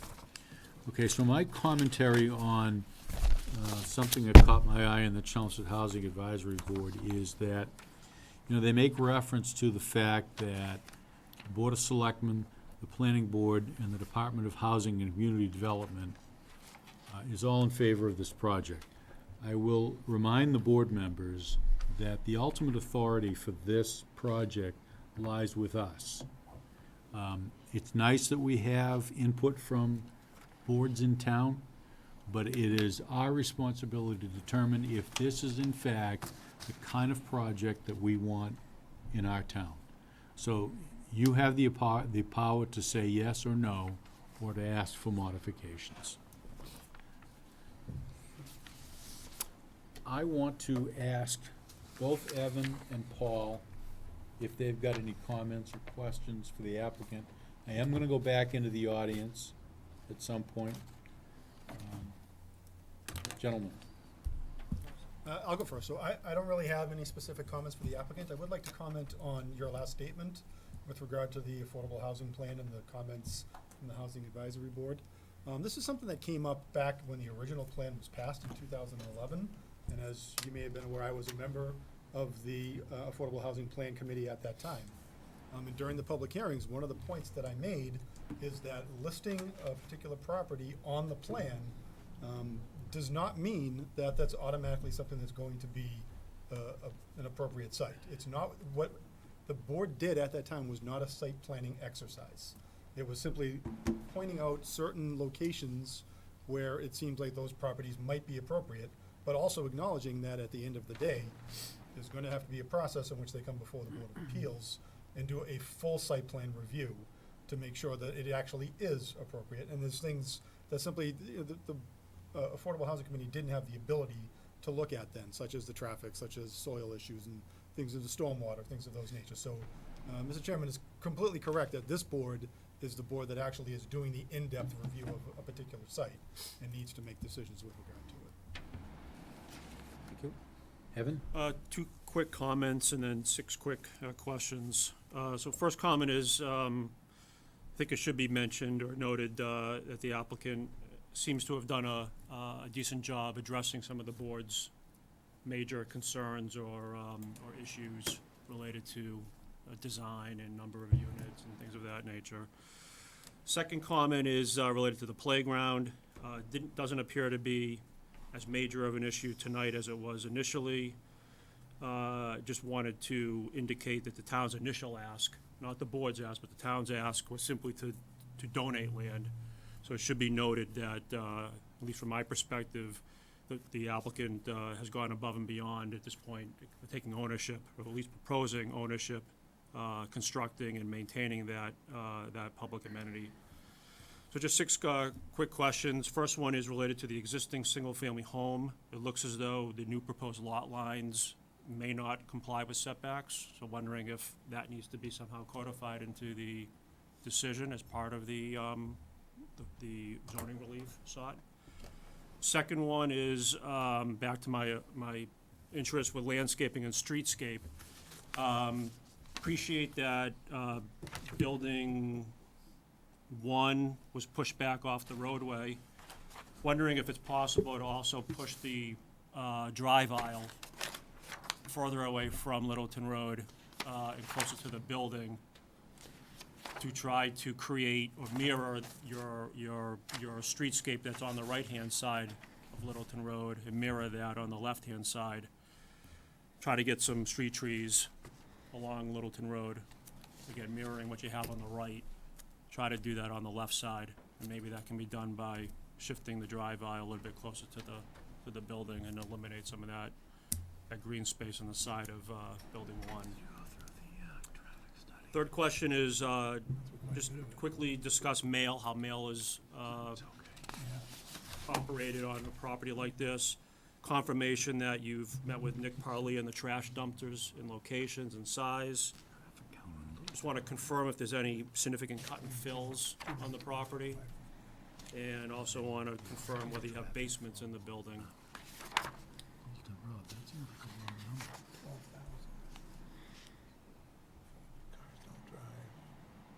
Mr. Chair, if you'd like, I can respond to a couple of those Yes, issues. please do. Okay.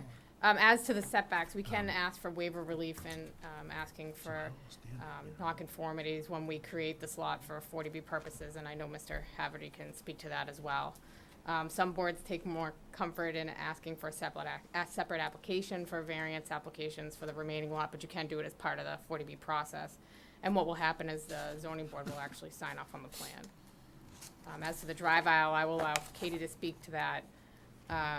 We've not reviewed mail yet, but we will do that with the postmaster once we get a little bit more comfortable with the layout with the board, but ultimately mail would be up to the postmaster's discretion. We've already been made acutely aware that once we have final dumpster locations and fencing detail, that we will have to meet with the Board of Health and make sure that we meet all compliance, even for trash pickup times and removal companies for that dumpster. So we're aware of that. We're just waiting to get a little longer, farther along in the process before we finalize those types of details to make sure that nothing moves. And I'll let Katie speak to cut and fill.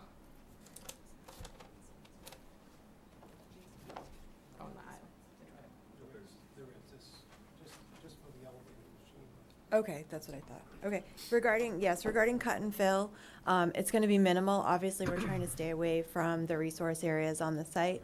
There's a cut in the corner where the playground is, and then there's slight fills along the back of the site, but it really is minimal, when you look at the overall of the site. In the basements, as Jim was just stating to me, and he can speak to it if he wants, but essentially, we only need room for our mechanicals and elevators, so there will not be full basements on these buildings. Will there be enough for storage? No, there won't be storage. Storage racks or anything in the basements? Nope. Okay. Nope, so storage would be within the units. And regarding the driveway, I mean, essentially what we're looking to do, there's about approximately 20 feet between the sidewalk and the edge of pavement along Littleton Road in that area, although we're close to the property line. If we were to pull that in, we'd obviously lose, we could lose a garage bay essentially and a parking space to bring it in an additional 10 feet along the front, if that's necessary. So essentially, the closest proximity in that location, and the reason the driveway is where it is for the garage bay and the parking space. I can shift the whole thing in 10 feet if I lose that. That would mean So removing one bay? One bay and one parking space, so we'd find a home for 2 parking spaces elsewhere, and we could get an additional 10 feet if you feel that's adequate. That would certainly improve the streetscape.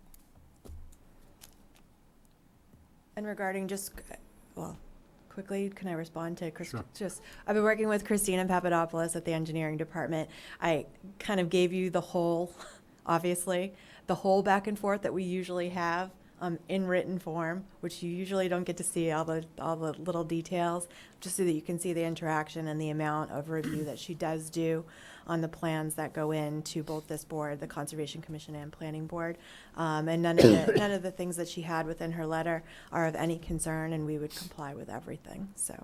Yeah, but it is important that I read it all into the record. It is, As no, absolutely. fascinating as an exercise that might have been. Yeah, no, she reviews every bit and piece of this project, and Clearly. we go back and forth, so. Thank you, Katie. You're welcome. If I may? Sure. I know you had a 9 PM Yep. close.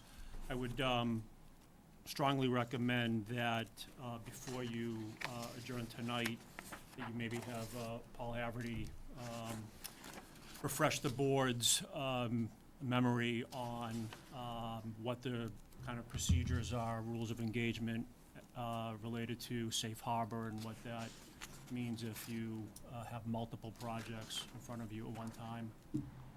As you're aware, there are a number of projects that are in the pipeline.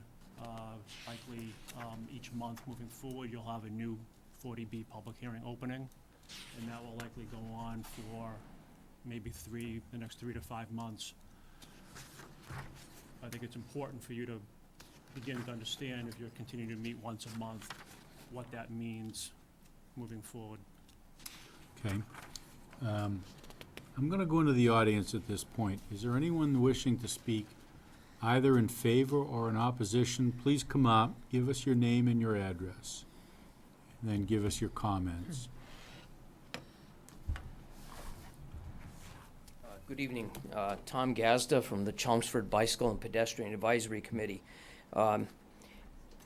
Our charter directs us to make sure that various things that are done in town include bicycle and pedestrian accommodations. With respect to this plan, we certainly appreciate the internal sidewalk network within the plan, the bike storage, bike garage area, and the addition of sidewalk along Hunt Road. However, at the same time, with that sidewalk along Hunt Road, the committee has some significant concerns about the termination of the sidewalk near the corner of High Street. This project has the potential of having a significant increase in number of people coming down Hunt Road to get to High Street, to get to the rail trail. And it's already been discussed about the difficulties of that particular corner, and we certainly appreciate an effort to redesign that corner to some degree. However, the way it sits right now, it creates a point where people are going to be reaching the termination of a sidewalk and stepping out into the street, and then progressing to a point that is very, very narrow, namely the section of High Street that goes over the brook. If you go out to that site, if you look there right now, the brook crossing is a choke point, and the fog lines on the road are right up against the edge of the pavement, which is right up against the guardrail. That's not a very safe place to have people walking. As we know, people who walk sometimes don't adhere to the rules of the road for walking.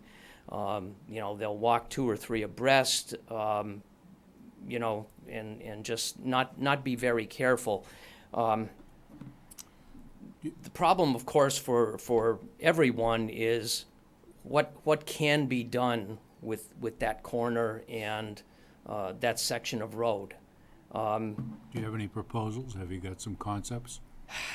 The only one that we came up with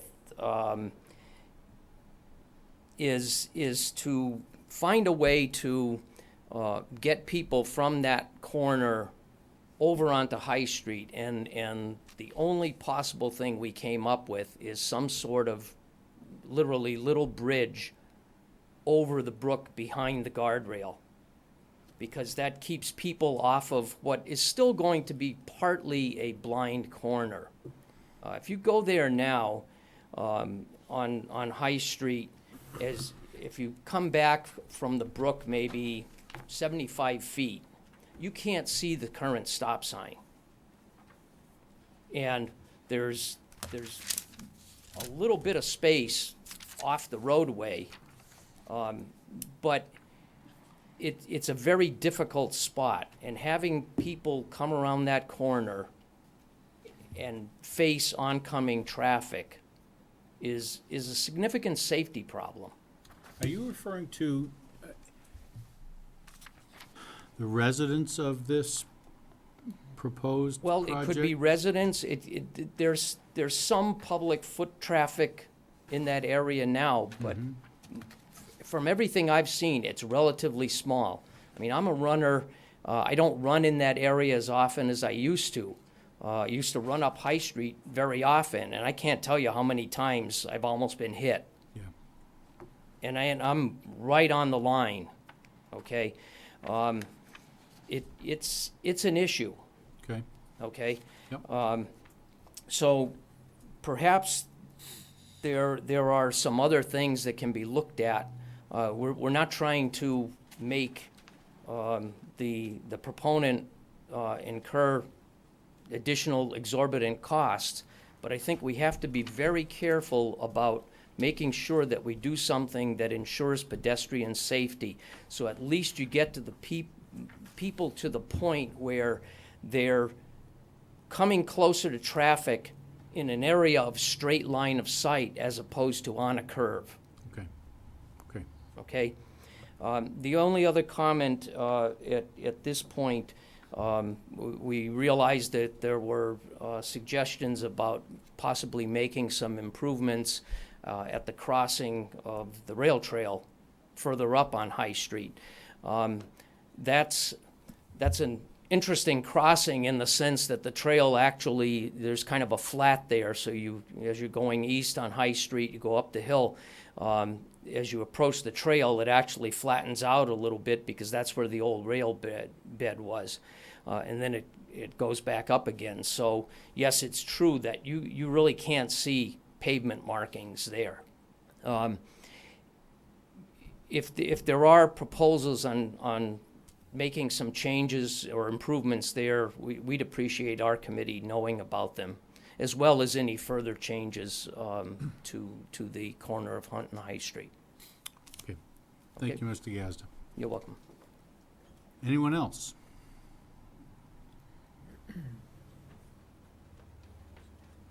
I am Jeff Raffaello. I live at the corner of High and Hunt. The last time I was up, I mentioned that concern there, that intersection. I think it needs to be looked at further because there's a lot of traffic there. Rolling stop sign I talked about. So sounds like they're gonna square it up. As far as the project, I mean, I'm not against it. I think something needs to be done there to clean it up. I'm not keen on 4 stories. Like I said, it's a residential road, High Street. What else? The balconies. I don't know if this is a time or place to talk about the balconies, but are there gonna be bylaws stating what can be on these balconies? Maybe. I mean, I don't wanna see people's laundry. I talked about that, you know? I know you can't see it now because of the trees, but you know, when the leaves are down, you're gonna be looking at the back of that project. And, dumpster locations and time pickups. I think that's huge. That's it. Okay, thank you. To clarify, Katie, are those railings that are visible part of the public walkway, or are they a private space for a tenant? The On the railings? buildings. You have railings on one of the, Oh, the railings on the balconies? yeah. Is Oh, the that's balcony a private space, or Yeah, is the that a balcony's a public private walkway? space, yeah. Okay. And they'll be governed by rules and regulations of the apartments. Okay, thank you. Sir, please. Hi, Dan LeBlanc, 176 High Street. I can echo your concerns about the intersection and the foot traffic. You're basically deadheading pedestrians right into the intersection. It's going to be nasty. Okay. The other question I had that I'm still kind of concerned about is the use of mansard roofing. It's not in character with the neighborhood. I believe the closest building that might represent that is probably Chelmsford Center, over a mile away. Right. That's all I had to say. Okay, thank you. Okay. 5 minutes and we're gonna begin winding down. Okay. I wrote down my list. Okay, first of all, I want to thank the developer and all the representatives for the meeting that we had Monday. It was, they addressed many of our concerns, and the neighbors were happy about it. They still have concerns, of course, but, well, first of all, my name is Elaine Consalvo, and I'm a Precinct 5 representative, and for full disclosure, I'm also a member of the Finance Committee. Some of the concerns that they had was dealing with the dumpsters and the playground and noise coming from there. So they suggested that perhaps there could be time constraints placed on when the dumpster could be used, like, emptying, etc., and also when the playground could be accessed. Maybe a startup time of 9 a.m. or something would probably be adequate. I don't know, but that's just an example. Now, traffic and accidents. That area is sort of a concern for me personally. I was thinking of some examples while the traffic patterns were explained, and just thinking about taking a left onto the site while someone is trying to take a left from the opposite side of Littleton Road to the Chinese church, that could create a problem. I've gotten in many close accidents. No, never had an accident, but very close, trying to do the same thing by the light. So anyway, that's one concern. Also, I was wondering if the new traffic light on Littleton and Tadmuck Road in Westford was addressed. Tadmuck Road? There is going to be a traffic light put there. And, for example, if 495 is ever backed up and there's traffic coming in from Chelmsford Center or from Westford, that it could be havoc in the morning. Just an example. And, okay, the neighbors are still concerned about the back of the property and greenery in winter.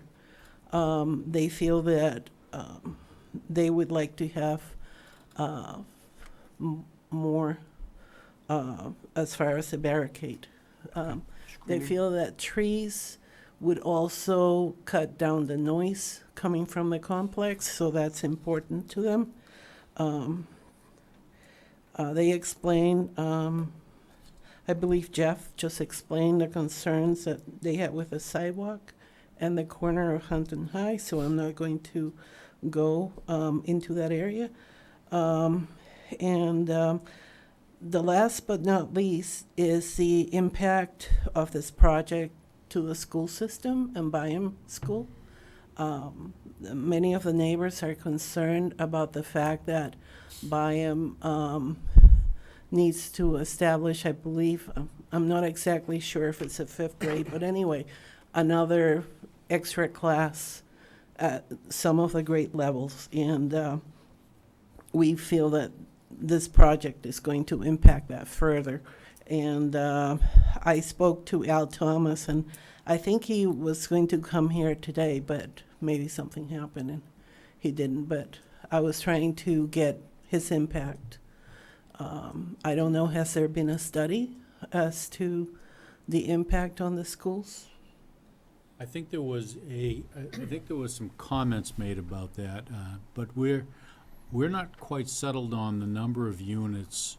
Okay. Nor and the number of bedrooms in those units. I think the applicant has addressed the number of bedrooms.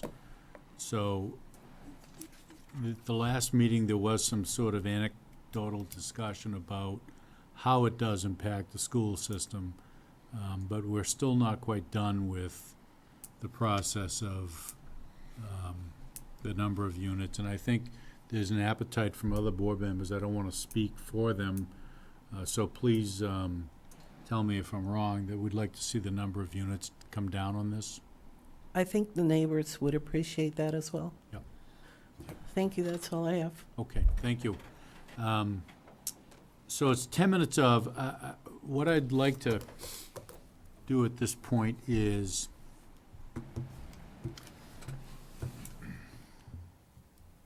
ask the members to compile their questions for the next go-around. I'm gonna elicit comments if anyone is in agreement about the number of units. Give the applicant some indication as to where we might be headed with this. And I see Katie and Melissa diligently taking notes. I'm sure you'll address a lot of the concerns and the questions that came up here tonight at our next gathering. So please log in. Paul? Before they start that, Mr. Chairman, I just wanted to point out that pursuant to the DHCD regulations, a board can't simply reduce the number of units without having it tied to an issue of local concern. So to the extent that members are looking at requesting a unit reduction, just want to make sure that that request is tied to an issue of local concern. For instance, you know, the height. The schools. request. I would stay away from the school issue entirely. That goes to a fair housing question. That's the sort of issue that can get a board into significant trouble if they start basing decisions based on impacts on schools. There's not a single case in Massachusetts history where a reduction or a denial of a project was allowed based upon impact to schools. Okay. Go ahead. Yeah, from my perspective, and I think Charlie mentioned it earlier and actually last week too, I'd actually like to see the issue with the height of building number 2 addressed where the 4th floor is removed and knock out those 9 units because of that height, to keep the uniformity of the complex similar. And I think it would resolve a lot of issues from the public and as well as, I just think, for coverage, noise, etc. Okay, thank you. Walter? You know, same comment, I think I made it last week, and it's mostly just the height of the building and the neighbors being able to see it. Big difference between 39 feet and 29 feet. Yeah. For a local resident that lives within a couple hundred feet of the building. I'm gonna go to the voting members on this one. No comment at this time. I have nothing to add to that, most of that. So where do you line up? With the three stories instead of 4. Okay, and Brian? If we're taking a stroll apart, I feel comfortable with 3 stories as well. Okay. So please take that into consideration for the next time through here. That's 9 units on that 4th floor? It was 8 last time, wasn't it? That's what I thought as well. It looked like 9. 8 per floor. 8 times 4. There's 9 now. I don't know what happened. Did you Probably when they take took a out the 2-bedroom ones. out and put Yeah. Because of the two ones. singles? Well, I got- that's- That's what I read. Looking at the 36 first units, floor. 9 per floor. Okay. Yeah. Thought it was 8 last time when we were doing the math. There's 36 units in I this know it's building. 9 this time. I believe you. 9 per floor. I don't think so. 9 times 4 is 36. Right, Yeah, kind of is. Going with that same number.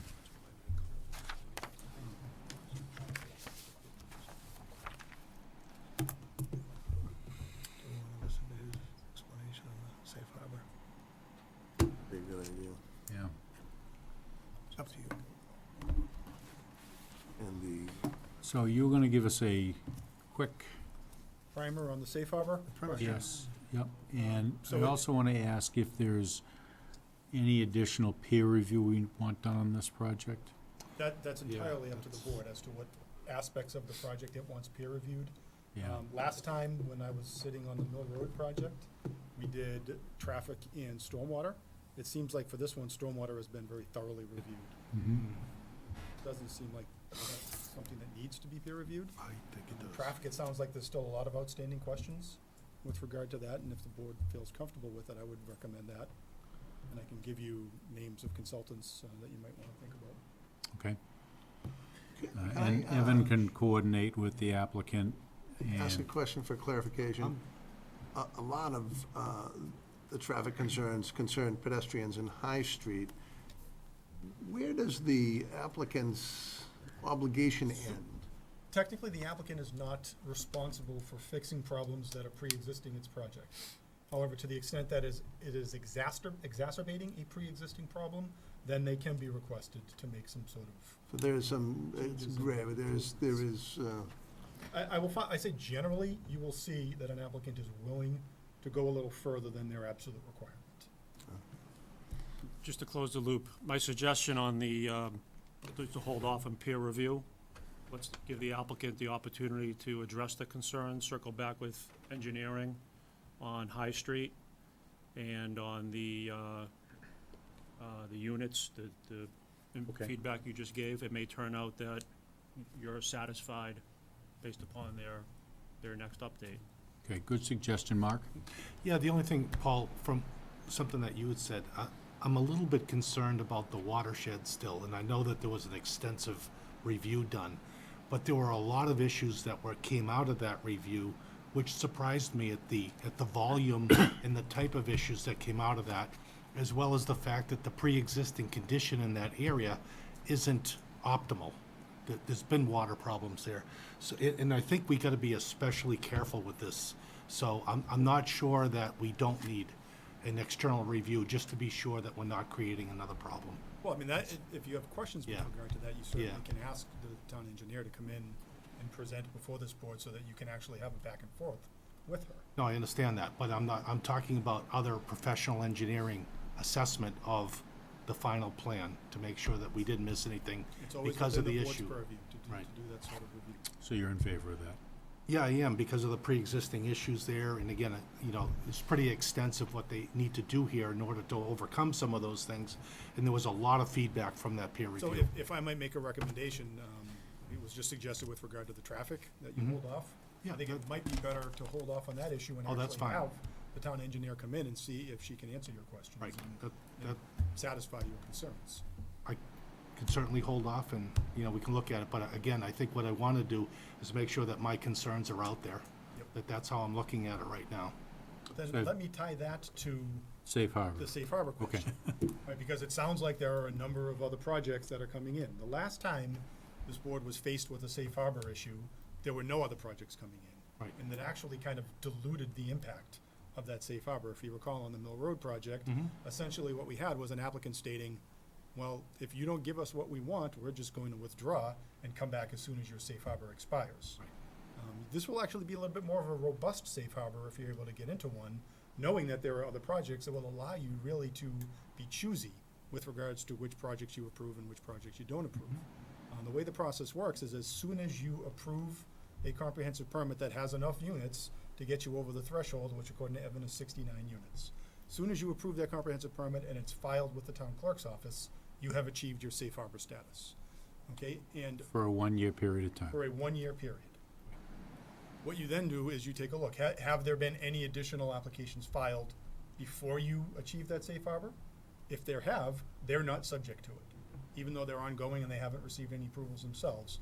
The deadline for being outside of the safe harbor as an applicant is the day you file your comprehensive permit application with the Board of Appeals, Compared to the date of approval? compared to the date of approval. So the sooner you approve this project, presuming that you will approve it, and presuming you will approve it with sufficient units to achieve a safe harbor, the sooner that happens, the sooner the board is within a certification period, and the more leverage it has over any project coming in within the subsequent year.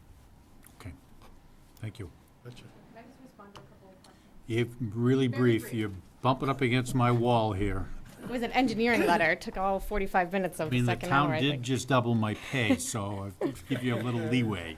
Just on traffic, if the board, the board as a whole is inclined to go out to traffic, I would rather do it now. And going to the safe harbor issue, if the board's inclined to try to, move things along so that you can have control and traffic seems to be of concern and you feel like as a board, you're going to come back at the next meeting and send us out, then we are another month behind because Okay. then we have to wait for the consultant. So I would like to hear from the board if there are overriding traffic concerns now that we won't be able to address it just by doing traffic improvements at Hunt and High. I would like to know that now.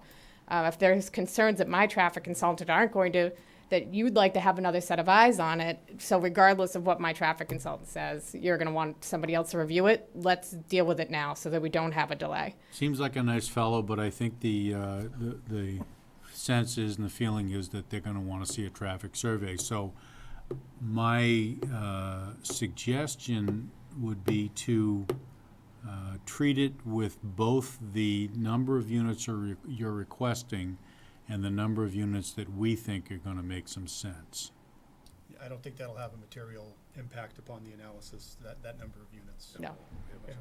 Now, if you do it at the Certainly higher could add number, caution. then if it Right. reduces Right. improvement. Right. I will. Yeah.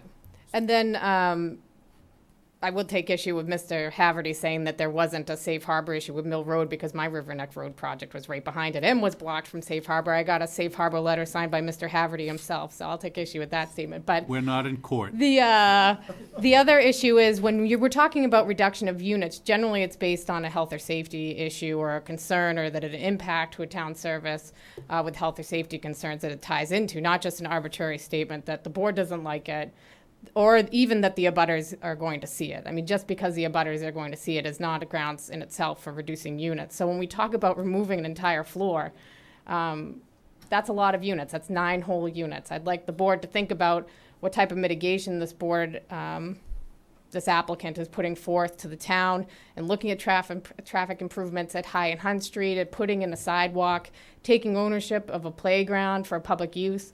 I think we started looking at numbers of about $170,000 just based on those improvements alone.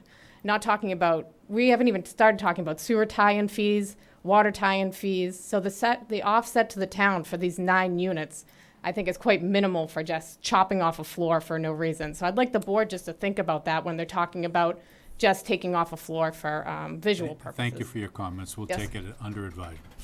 Okay, I'll look for a motion to adjourn. Actually, we have to find another date. That's right. My calendar's dead. You can't come then. You're out. You're out. So, Mr. Chairman, in July, Yep. right now, the only Thursday I have open is July 27th. So July 27th would be fine. I know that there's conflicts on July 20th. Good with the 27th. I'm flying blind here. Would you like to look at it? Well, it's not gonna help me. I think you're available. He needs to see his calendar, I think. Well, Mr. Richards, some of the issues we would have are the people that already had used the Mullins rule in, and I know that you were present at the first meeting. So if you were to miss one of the meetings, you could still Mullins back in, but my concerns are the members that have already missed one hearing would not be able to do that. So, Mark, Yes, 27th looks okay. 27? 27 works for me, yes. Okay, so let's do that. 27. Yep. I do, personally do not have traffic concerns. I don't know if we want a motion for that. I don't think another traffic study is necessary. I think, do we have clarification on the traffic? Are we going I don't to- think I I have, was- I don't think I have concerns I either. don't have concerns, so I think we should have a motion, whether we want to do that or not tonight. I don't have concerns with the traffic study being adequate. It's really just not that many people. I think the High Street issue is not, honestly, this development's problem. I think it needs to be addressed, and I think the town is aware of it. But I don't know that it's, A traffic peer review is going to look at the estimate, trip generation, impact upon intersections, which I think we've had reviewed. site distance, and Right. internal circulation and things of that nature. It's not going to tell you one way or the other, what to do on High Street. I don't disagree. Yeah, I don't have an issue with not having an outside review of that. I'm pretty comfortable with it, Okay. but I don't know what everybody else feels. I read it. It seems pretty good. I mean, I have some questions, but I think they're so minor that I'm guessing the consultant can answer them. Yeah, and the 4% change is pretty good. Almost that too. Okay. All right, looks like there's no appetite. The sight line, by the way, is 1,000 feet either way. It's fine. That came up in another application, 1,000 feet, and I think stopping distance are sub 200 at that speed, so. So You we'll almost invite the have town engineer 5X. for the next meeting? Yeah, I think so. All right. 5 minutes past my deadline, and I'm getting cranky. I'd like to make a motion to continue to our July 27th meeting. I have a motion. Do I have a second? Mark? All in favor? All right. Aye. Thank you very much. You're welcome.